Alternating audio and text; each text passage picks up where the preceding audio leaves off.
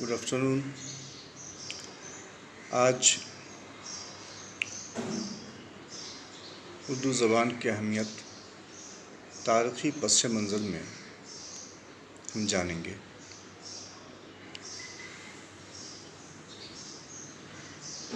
ہندوستانی لسانیات کی تاریخ اس بات کی شاہد ہے کہ 1000 سن عیسوی کے قریب راجپوتوں کے زوال کے ساتھ ساتھ اپبھرنش کی قسمت کا ستارہ بھی غروب ہونے لگا اور اس کے بطن سے جدید آریائی ہندوستانی زبانیں پنجابی، گجراتی، مراٹھی، راجستھانی، بنگالی، اڑیا، مشرقی ہندی، بہاری اور مغربی ہندی، جس کی ایک شاخ کھری بولی جو دہلی اور نواح دہلی میں بولی جاتی ہے اور جس پر اردو کی بنیاد قائم ہے، ابھرنے لگی تھی. عین اسی زمانے میں مسلمانوں کے فوجی لشکر اور مسلمان صوفیاء کرام شمال مغربی راستوں سے ہندوستان میں داخل ہوئے. یوں تو ہندوستان سے عربوں کے تجارتی تعلقات بدستور قائم رہے، لیکن فاتح کی حیثیت سے مسلمانوں کا پہلا قافلہ محمد بن قاسم کی سرکردگی میں 1712 عیسوی میں آیا. انہوں نے کئی برس تک سندھ میں حکومت کی، لیکن وہ سندھ سے آگے نہ بڑھ سکے. پھر 11ویں صدی عیسوی سے محمود غزنوی اور محمد غوری کے مسلسل حملوں کے بعد 1201 عیسوی میں مسلمانوں کے ہندوستان میں باقاعدہ سلطنت قائم ہو گئی اور بڑے استحکام کے ساتھ اورنگزیب عالمگیر کے زمانے تک قائم رہی.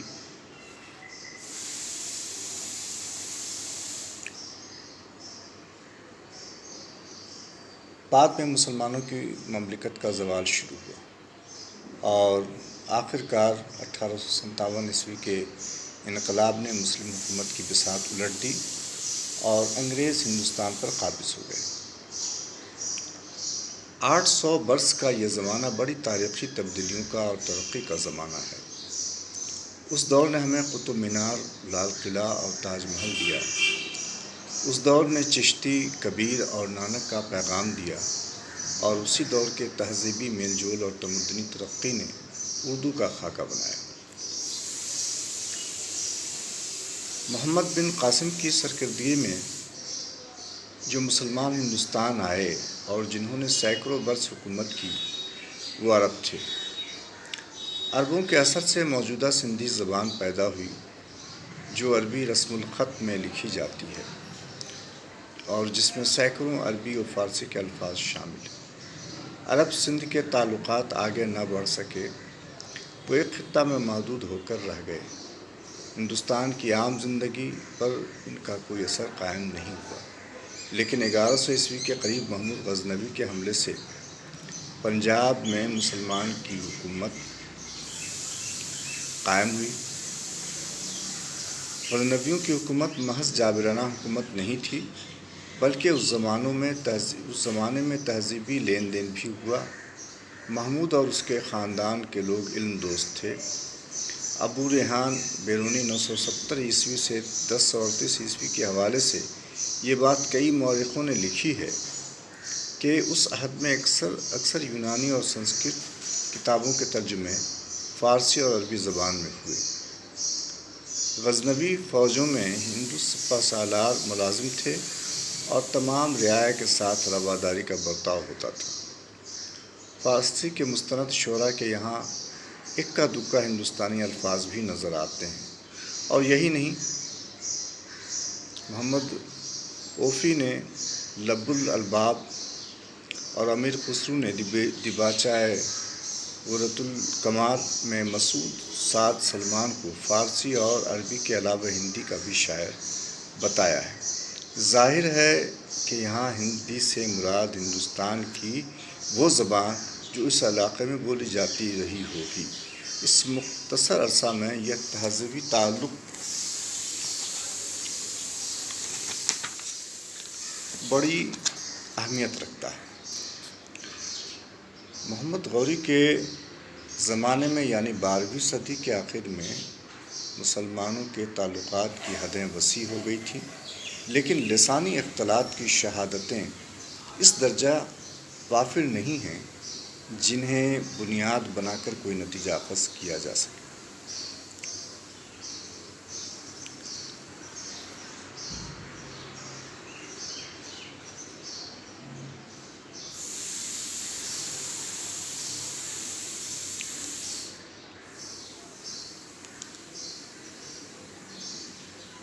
بیبل دیوراسو اور پرتی راج راسو میں جو عربی فارسی کے الفاظ ملتے ہیں ان کی صحت مشکوک ہے، لیکن محل، انعام، سلطان، پیغام وغیرہ جس سماجی نوعیت کے الفاظ ہیں ان کا ہندوستانی شعراء کے قلم سے نکلنا تعجب خیز نہیں۔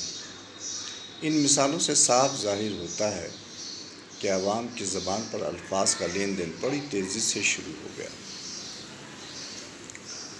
اور نئی زبان کا بالکل ابتدائی روپ بننے لگا تھا۔ 1192 عیسوی میں سلطان محمود غوری نے پرتھوی راج کو شکست دے کر راجپوت اقتدار کا خاتمہ کر دیا اور 1206 عیسوی میں سلطان قطب الدین ایبک نے شمالی ہندوستان میں مسلمانوں کی ایک مضبوط حکومت قائم کر دی۔ اب ہندوؤں اور مسلمانوں کے درمیان زیادہ گہرے اور وسیع تر پیمانے پر تعلقات قائم ہونے کے لیے زمین ہموار ہو گئی۔ یہ وہ زمانہ تھا جب شیو سینی اپبھرنش کی شاخ مغربی ہندی سے برج بھاشا اور کھری بولی کی کوپلیں نکل آئی تھیں۔ مسلمانوں کو ملکی اور فوجی ضروریات کے لیے اس علاقے کی زبان کو استعمال کیے بغیر چارہ نہ رہا ہوگا۔ اردو کی بناوٹ میں کھڑی بولی کو بنیادی اہمیت حاصل ہونے کی ایک اور وجہ یہ بھی ہے کہ دہلی کے بادشاہوں کی فوج امبالہ، کرنال، حصار اور میوار علاقوں سے بھرتی کی جاتی تھی اور ان خطوں میں کھری بولی کا چلن تھا۔ سنیتی کمار چٹرجی نے لکھا ہے کہ چونکہ کھڑی بولی کا تعلق مسلمان بادشاہوں کے دربار سے ہو گیا تھا، اس لیے اسے کھڑی بولی کہا گیا ہے۔ اس علاقے کی دوسری زبانیں یعنی برج بھاشا وغیرہ کھڑی بولیاں کہلائی جاتی تھیں، مگر یہ محض قیاس آرائی معلوم ہوتی ہے۔ ہو سکتا ہے کہ برج بھاشا کی دم بولی کے مقابلے میں لوگوں نے اسے لہجہ اور آوازوں کی درشٹی کے لحاظ سے کھری یا کھڑی بولی کہا۔ بہرحال کھڑی بولی دلی اور مغربی یوپی کے عوام کی بولی تھی۔ مسلمانوں نے اسے سینے سے لگایا، جس کی وجہ سے اس میں عربی فارسی آوازوں کے داخل ہونے سے ایک ایسا صوتی نظام بن رہا تھا جس میں فارسی لہجہ اور تلفظ کی کھپت بھی ہو سکے۔ اس طرح کھڑی بولی نے جو ادبی حیثیت سے بالکل ہی تہی دامن تھی اور صرف بول چال کی زبان ہونے کے لحاظ سے ایک چھوٹے علاقے میں محدود تھی، نئے لسانی عناصر کو جذب کر کے اہمیت اختیار کر لی اور یہیں سے کھڑی بولی کا ارتقا ہوا۔ اس میں علمی اور فنی کتابیں تصنیف ہوئیں۔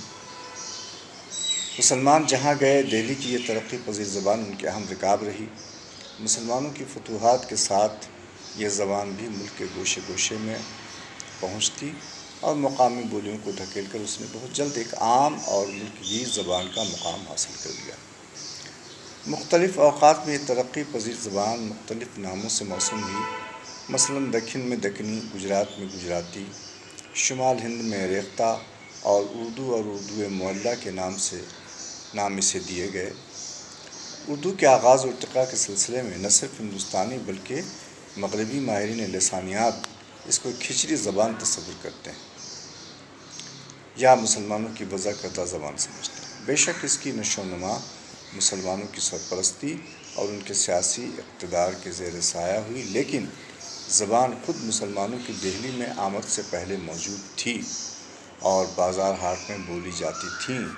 اگر مسلمان ہندوستان نہ آتے تب بھی جدید آریائی زبانیں، جن میں سے ایک کھری بولی ہے اور جس کی ادبی شکل اردو کہتے ہیں، بہرحال پیدا ہوتی، لیکن اتنا قرار کرنا پڑے گا کہ کہ انہیں جو سنجیدہ ادبی حیثیت حاصل ہو گئی ان میں ضرور دیر ہوتی. یہ تھی تاریخی پس منظر میں اردو زبان کی اہمیت. انشاءاللہ پھر اگلا ٹاپک اگلے دن. اللہ حافظ. دور نے چشتی، کبیر اور نانک کا پیغام دیا اور اسی دور کے تہذیبی میل جول اور تمدنی ترقی نے اردو کا خاکہ بنایا. محمد بن قاسم کی سرکردگی میں جو مسلمان ہندوستان آئے اور جنہوں نے سینکڑوں برس حکومت کی وہ عرب تھے. عربوں کے اثر سے موجودہ سندھی زبان پیدا ہوئی جو عربی رسم الخط میں لکھی جاتی ہے اور جس میں سینکڑوں عربی و فارسی کے الفاظ شامل ہیں. عرب سندھ کے تعلقات آگے نہ بڑھ سکے، وہ ایک خطہ میں محدود ہو کر رہ گئے. ہندوستان کی عام زندگی پر ان کا کوئی اثر قائم نہیں ہوا، لیکن 1100 کے قریب محمود غزنوی کے حملے سے پنجاب میں مسلمان کی حکومت قائم ہوئی. غزنویوں کی حکومت محض جابرانہ حکومت نہیں تھی، بلکہ اس زمانے میں تہذیبی لین دین بھی ہوا. محمود اور اس کے خاندان کے لوگ علم دوست تھے.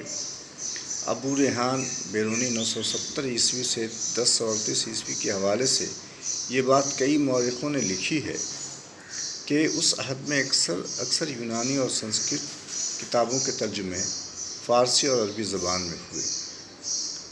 غزنوی فوجوں میں ہندو سپہ سالار ملازم تھے اور تمام رعایا کے ساتھ رواداری کا برتاؤ ہوتا تھا. فارسی کے مستند شعراء کے یہاں اکا دکا ہندوستانی الفاظ بھی نظر آتے ہیں. اور یہی نہیں، محمد اوفی نے لب الالباب اور امیر خسرو نے دیباچۂ غرۃ الکمال میں مسعود سعد سلمان کو فارسی اور عربی کے علاوہ ہندی کا بھی شاعر بتایا ہے. ظاہر ہے کہ یہاں ہندی سے مراد ہندوستان کی وہ زبان جو اس علاقے میں بولی جاتی رہی ہوگی. اس مختصر عرصہ میں یہ تہذیبی تعلق بڑی اہمیت رکھتا ہے. محمد غوری کے زمانے میں یعنی 12ویں صدی کے آخر میں مسلمانوں کے تعلقات کی حدیں وسیع ہو گئی تھیں، لیکن لسانی اختلاط کی شہادتیں اس درجہ وافر نہیں ہیں جنہیں بنیاد بنا کر کوئی نتیجہ اخذ کیا جا سکے.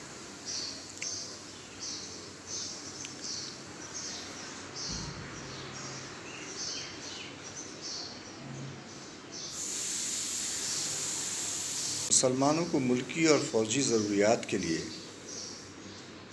اس علاقے کی زبان کو استعمال کیے بغیر چارہ نہ رہا ہوگا.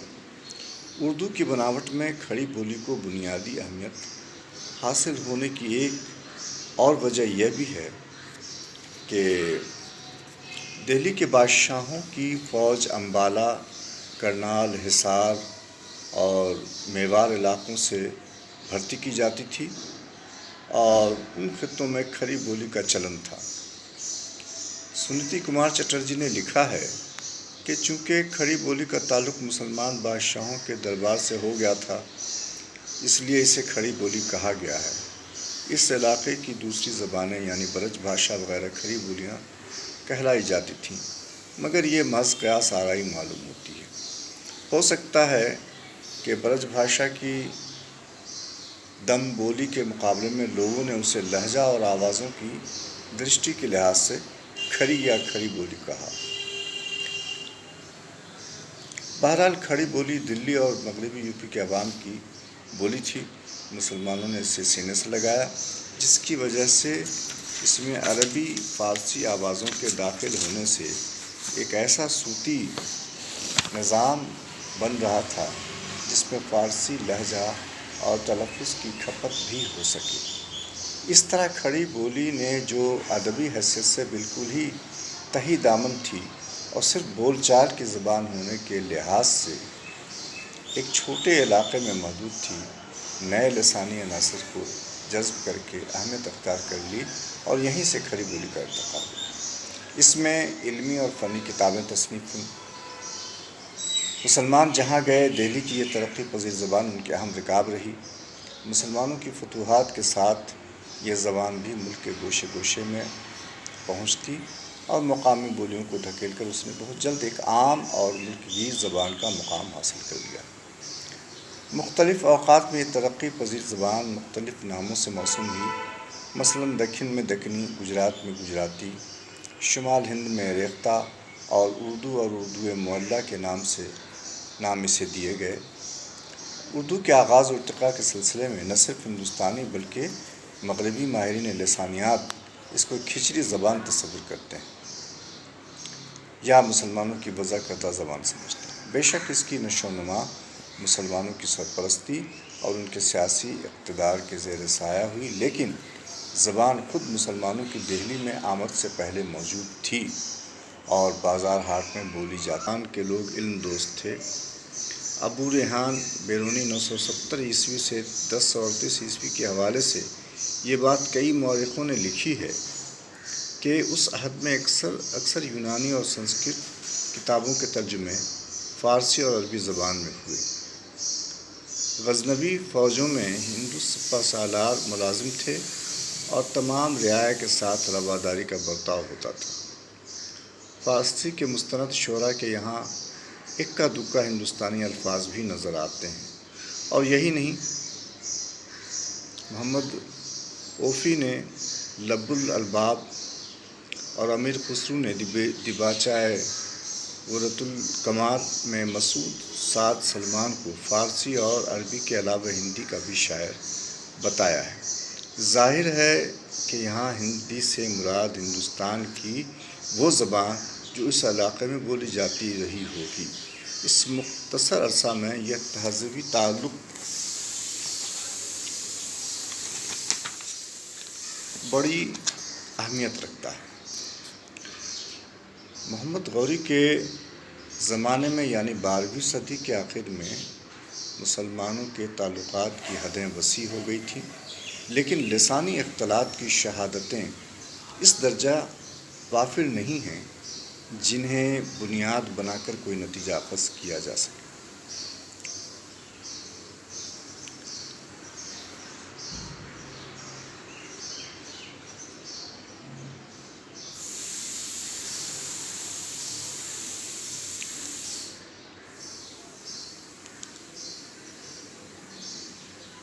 بیبل دیوراسو اور پرتی راج راسو میں جو عربی فارسی کے الفاظ ملتے ہیں ان کی صحت مشکوک ہے، لیکن محل، انعام، سلطان، پیغام وغیرہ جس سماجی نوعیت کے الفاظ ہیں ان کا ہندوستانی شعراء کے قلم سے نکلنا تعجب خیز نہیں۔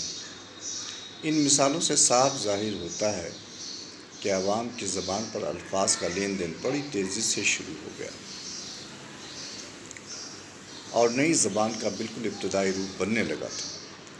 1192 عیسوی میں سلطان محمود غوری نے پرتھوی راج کو شکست دے کر راجپوت اقتدار کا خاتمہ کر دیا، اور 1206 عیسوی میں سلطان قطب الدین ایبک نے شمالی ہندوستان میں مسلمانوں کی ایک مضبوط حکومت قائم کر دی۔ اب ہندوؤں اور مسلمانوں کے درمیان زیادہ گہرے اور وسیع تر پیمانے پر تعلقات قائم ہونے کے